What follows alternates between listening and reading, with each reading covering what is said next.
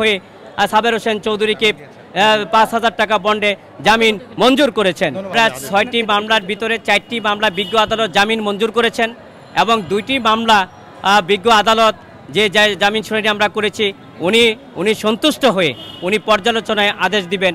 আমরা আশা করি সেই 2টি মামলায়ও জামিন লাভ করব। বিজ্ঞ আদালতে সাবের হোসেন চৌধুরীর ব্যাপারে আমরা বলেছি যে উনি গুরুতর অসুস্থ, ওনার প্রচণ্ড গাড় ব্যথা এবং ওনার হার্টের 3টি রিং পরানো, উচ্চ রক্তচাপ এবং ডায়াবেটিস সহ উনি নানাবিধ অসুস্থতায়, মারাত্মক অসুস্থতায় উনি ভুগতেছেন, আক্রান্ত হয়েছেন।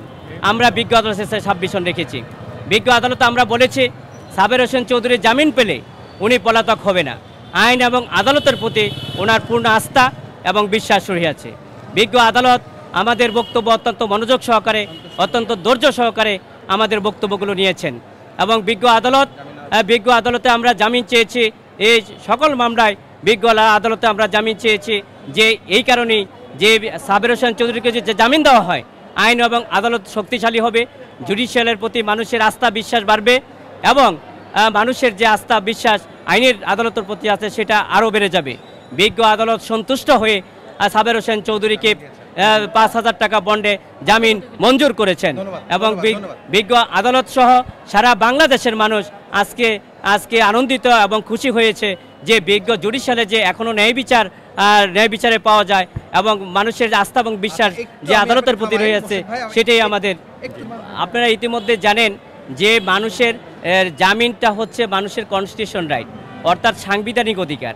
মামলা হলেই সে আমি অপরাধী নই, যতক্ষণ পর্যন্ত ইনভেস্টিগেশন না হয়ে প্রতিবেদন আমার বিরুদ্ধে না আসবে ততক্ষণ পর্যন্ত আমি আসামি না। ততক্ষণ পর্যন্ত তদন্ত না হওয়া পর্যন্ত আদালত জামিন মঞ্জুর করতে পারেন, সেটা বিজ্ঞ আদালতের ক্ষমতা রয়েছে।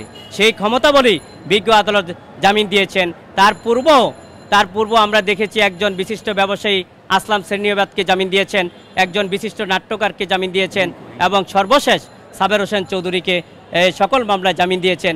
এতে আমরা করি আইন এবং আদালতের প্রতি মানুষের আস্থা এবং বিশ্বাস বাড়বে এবং জুডিশিয়াল আরও শক্তিশালী হবে।